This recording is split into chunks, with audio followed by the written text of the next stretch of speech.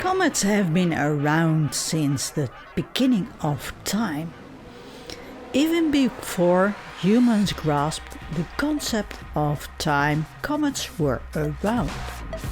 So, naturally, they will be around in the future.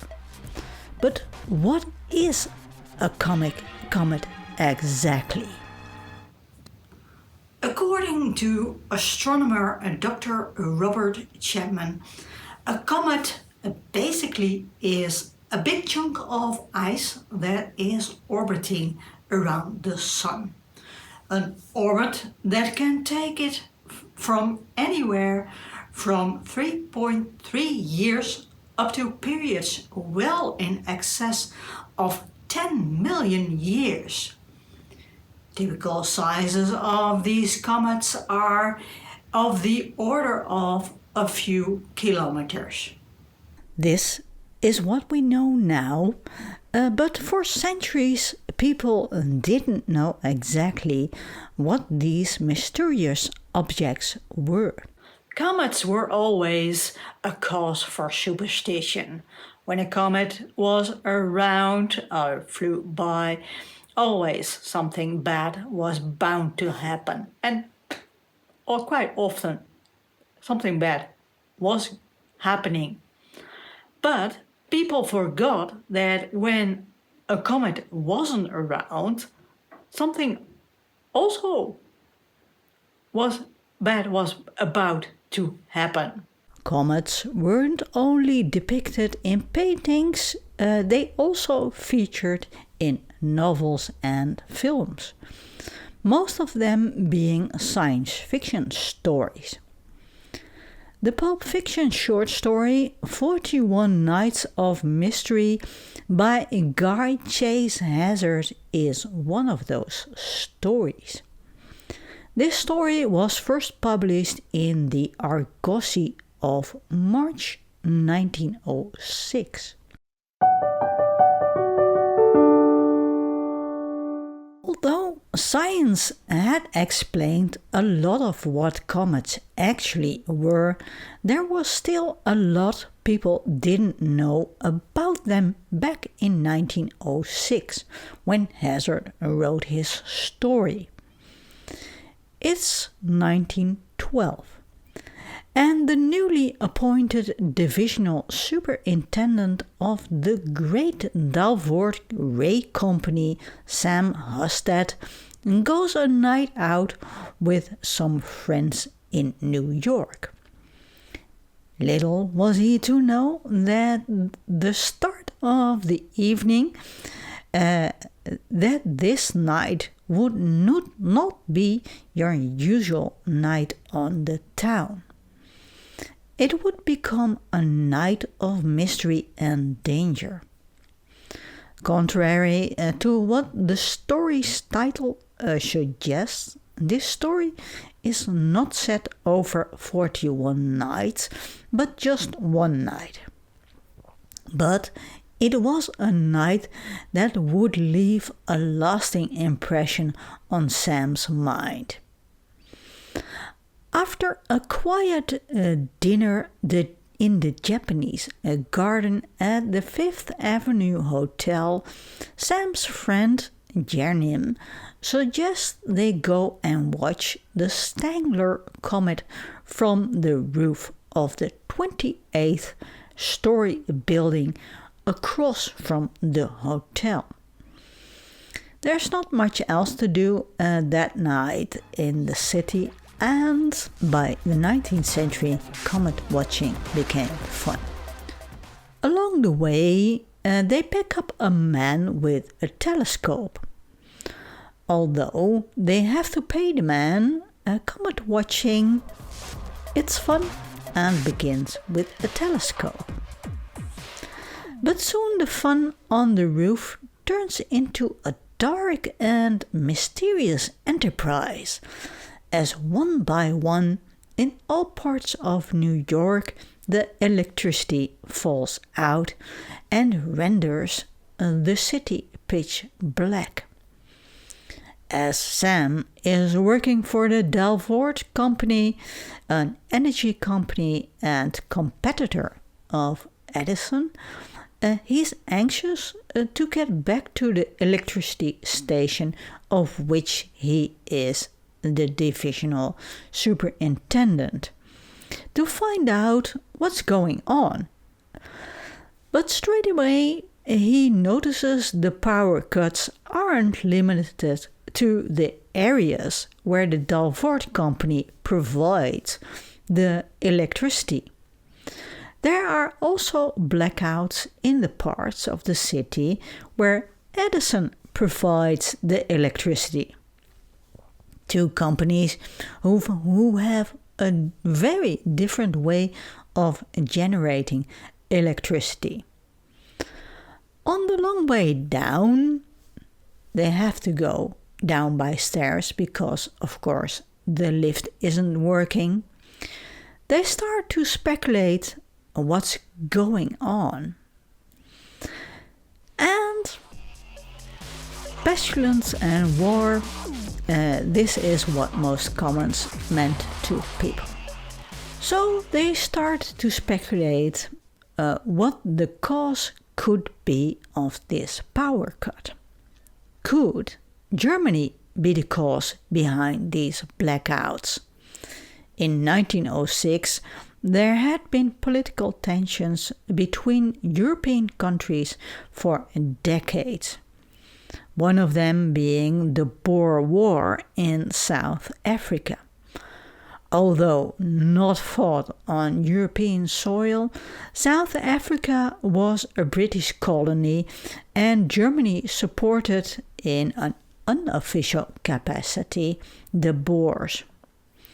It was well known that Kaiser Wilhelm II had an insatiable appetite for military triumphs. German historian Ludwig even stated that the Kaiser thought of himself as a god and wanted to be treated as such. He also preferred military men for ministers and liked to tell them how to direct their military campaigns.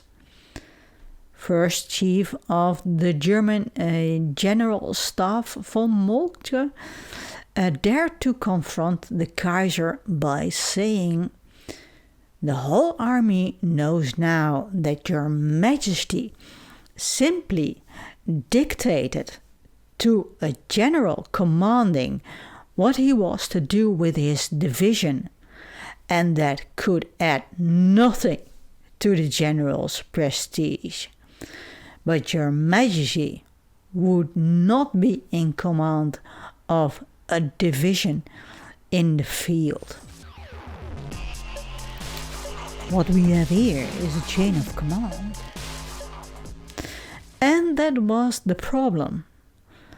British Foreign Secretary Sir Edward Grey declared Kaiser Wilhelm was like a battleship with steam up and screws going, but with no rudder. He went on to warn that the Kaiser will run into something someday and cause a catastrophe. This catastrophe would begin in 1914, as we all know now. Although Guy Chase Hazard didn't know this back in 1906. It was not strange he mentioned the German threat in this science fiction story. It was well known back then that even when Wilhelm was still a prince, he could never hear enough against England. According to a statement from von Bismarck, who was minister president and later would become Chancellor of Germany, Another interesting speculation in Guy Chase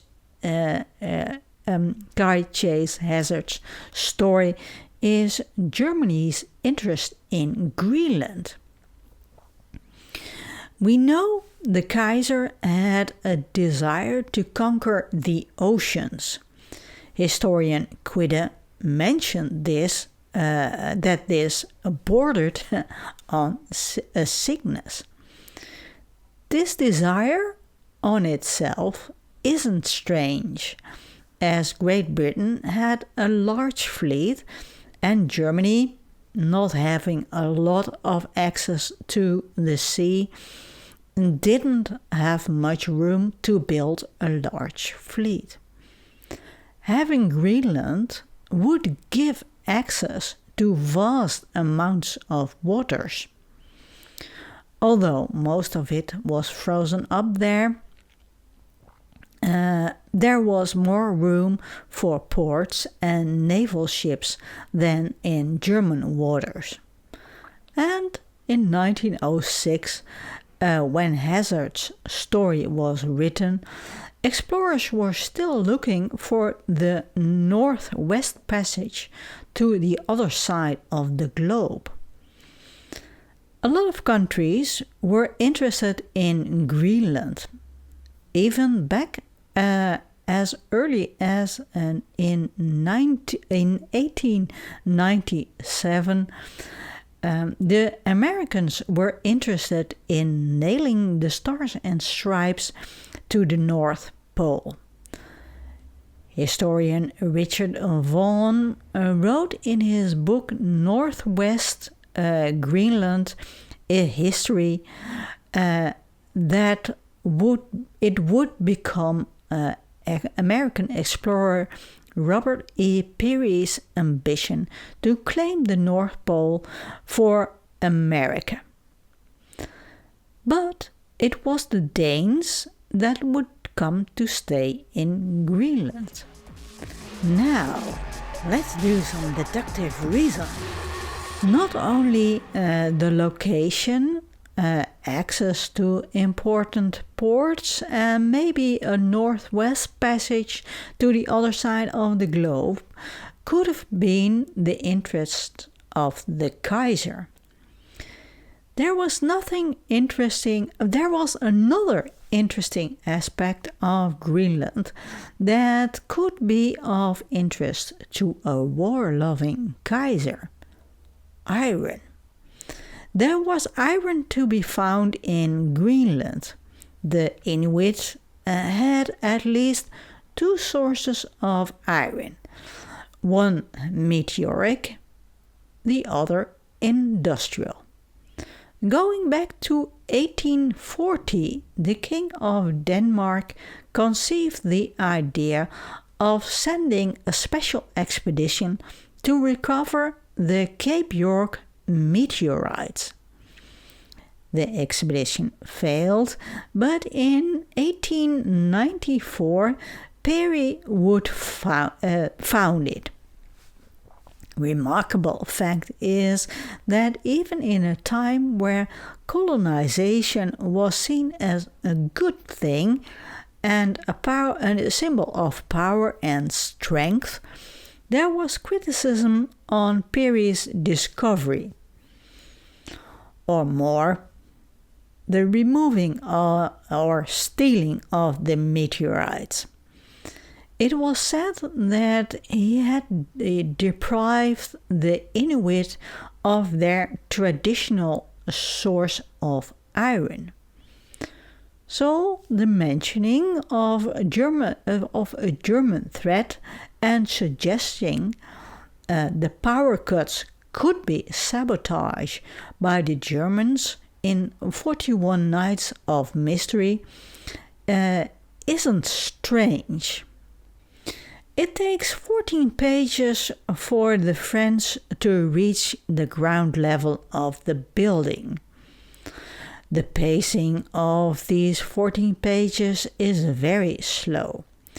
There's not much action going on, and when there is some promise of suspense, it soon goes back to normal.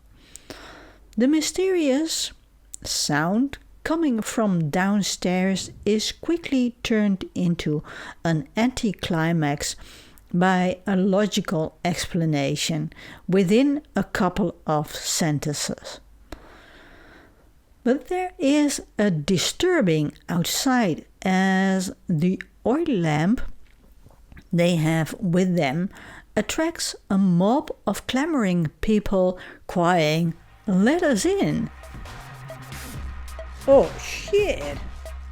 Oh shit indeed!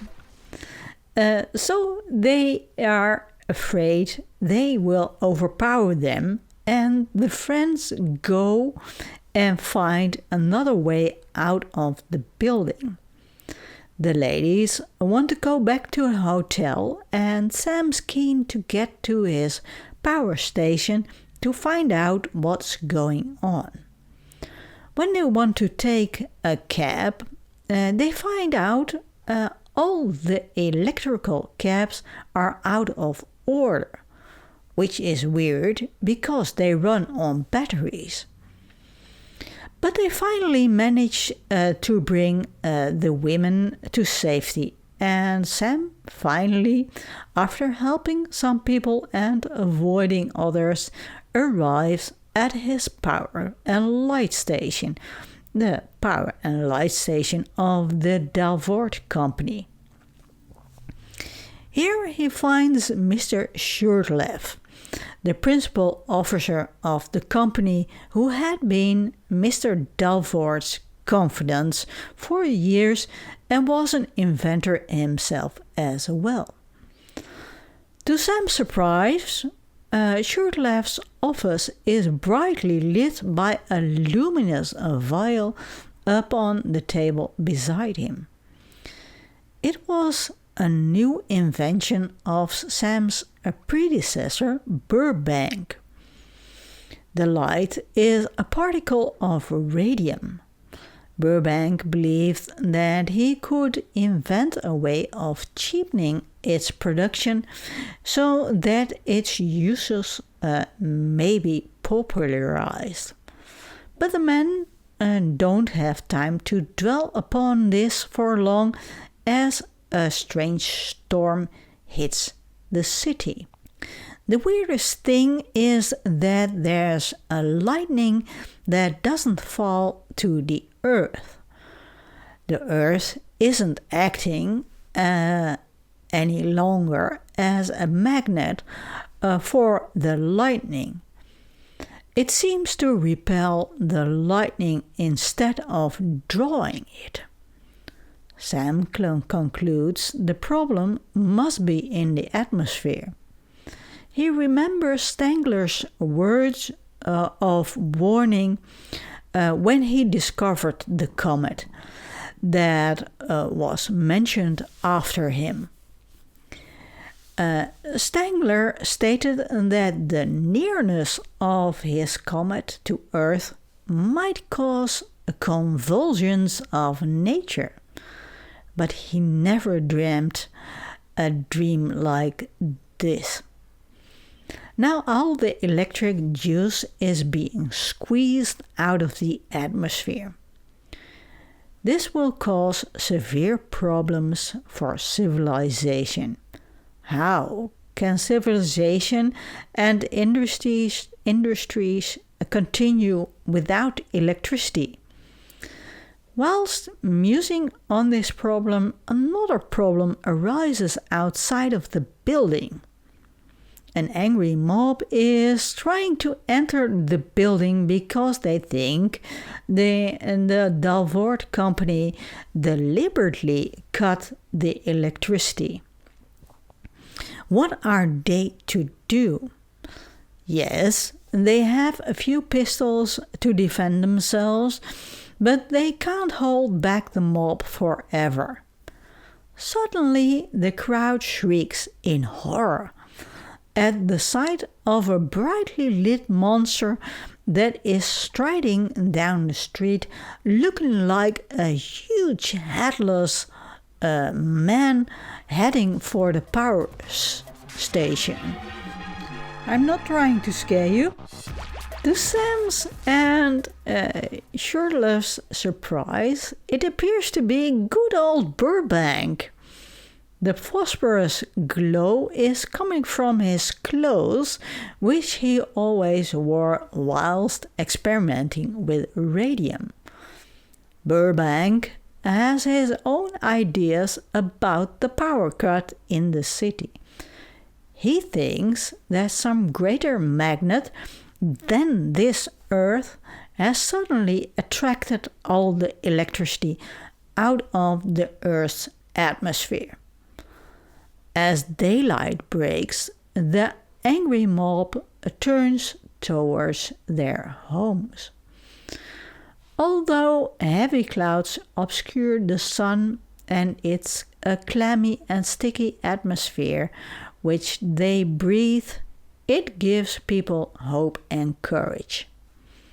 Never has the world passed through such a terrible experience. Professor Stangler made a statement in which he agreed with Burbank's conclusion of the cause of the power cut. Astronomers have for ages pointed out the danger threatening our Earth for some of those erratic gaseous bodies which we call comets.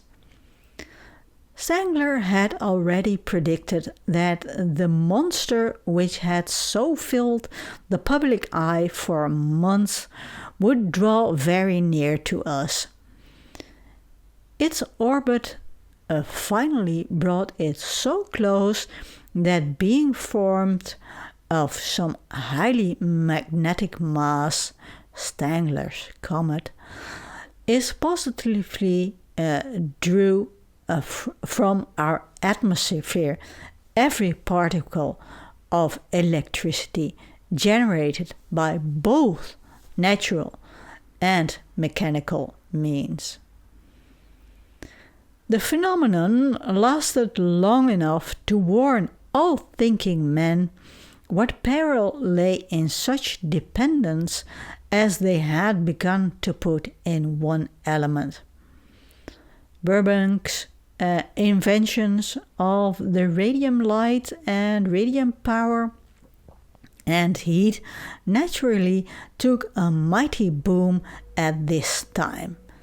But we, who now live in the year 2026, know what dangers lie in the use of radium. Still, Guy Chase Hazard ends his story on a positive note by stating humanity will learn from the dangers of putting all our eggs in one basket. Although nowadays we have other worries, we do have different forms of generating electricity. I'd like to think everything is under control, but I fear all we can do is hope.